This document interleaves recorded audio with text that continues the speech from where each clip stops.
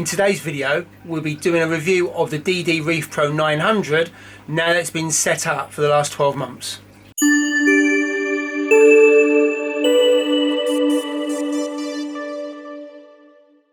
Welcome to the latest video, and this is the 12-month review of the DD Reef Pro 900. Now, I did a first impression video when I first got it, and I thought just do an update of what I think of this tank 12 months later. So it's not a review of the kit or the inhabitants, the livestock or corals. I'll do that separately.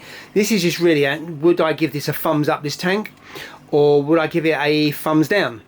So starting with the display, now this tank is quite shallow, so it is 2 feet front to back, but where it's slightly shallow is the actual tank is 46 centimeters high. Now, how does that compare to other tanks? Well, there's a Red Sea reefer, and I've got a 450 and a 170. The Red Sea is about 55 centimeters high. So overall, it is what I would call a more shallow tank than those two. So that's slightly different compared to the Red Sea reefer. It's got a nice finish to it, I think, in terms of the glass. And the weir is actually very different as well. So the Red Sea reefer, as you can see from the tank there, has the weir in the middle, whereas this has from right to left the weir, and I would say it's quite unassuming as well. You can just see that got reflection off the back of myself. You've got the weir that goes across there, so you can't really see it that much. Now, one of the issues I had when I first got this tank, or I said was a bit ugly, was the return pipe. Now, I've got to say, after a while, you kind of get used to it and you don't really notice it. So yes, it does stand out a little bit. And some people have taken that off and put a random flow generator on it. I haven't bothered. It didn't really detract from when I first got the tank. I said it stood out a little bit, and which it does. But would it stop me buying the tank? No, it wouldn't. Because what it actually does do is put quite a lot of flow from right to left. So in that respect, it's not a bad addition. The other issue I had with the tank when I first got it was, you can just see through there, is that the top of the weir, there's a small gap between that and the jump net. So potentially a fish could jump through that, because certainly some wrasse and firefish are quite jumpers. So that could be an issue, but I haven't had an issue with that. I mean, I've got a couple of wrasse, if you can see them, a couple of flasher wrasse, there we go, and not had a problem. Also, clowns are known to jump, but not had a problem with that. Now, there is one thing on this tank that I really do like. Now, I've got a Nero 3 pump there, I did a review on that. And also at the other end, I have a Tunzi. Now, both of these pumps have got wires in there, but as you can see, there is no wire coming out of the tank, neither there or at this end.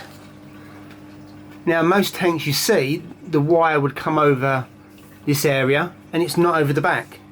So whilst it's wired, it is completely wireless in terms of how it comes out. Now, why is that?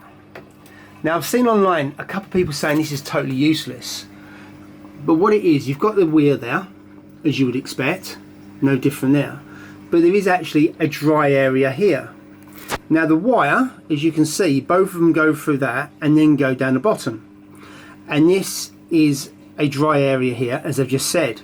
And whilst I didn't really think about it at the time, it's actually a really good feature, because I've got a DD jump guard here, and usually you have to do cut arounds either for a weir area like on the Red Sea tanks, or you do a cut around for where the wires come out. But on this, it's totally square, and so therefore arguably you get a much cleaner finish.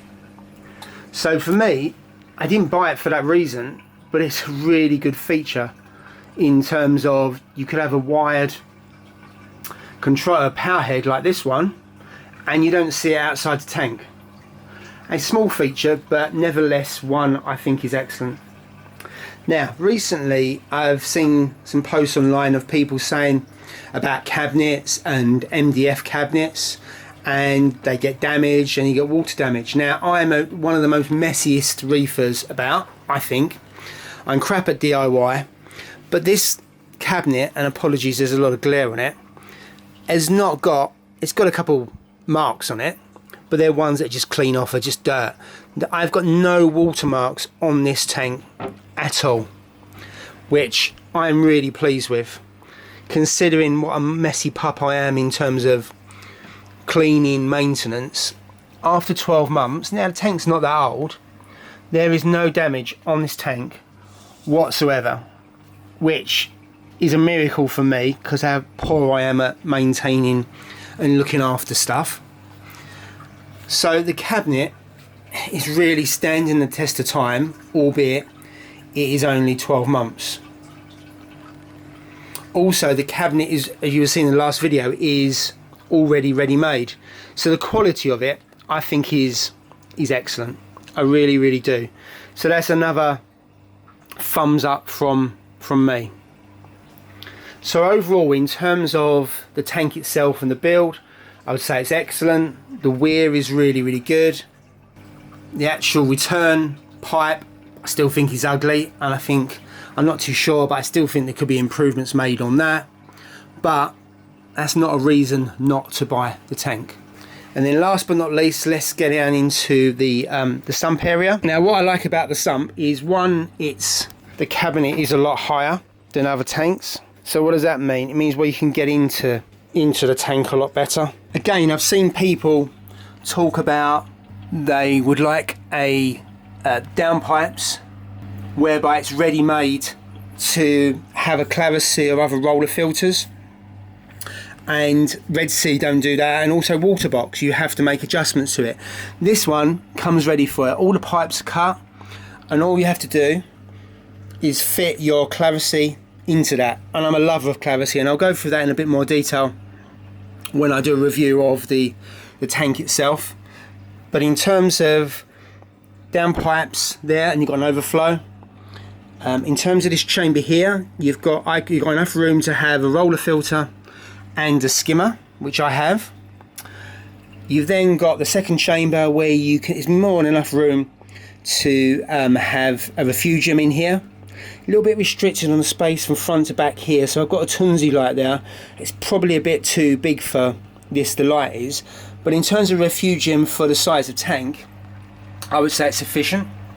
And then over here you have an auto top-up unit that's built in, which again is a great benefit on that. You get it on the Red Sea, but not built into the sump. It's usually the top-off stands on top of the sump.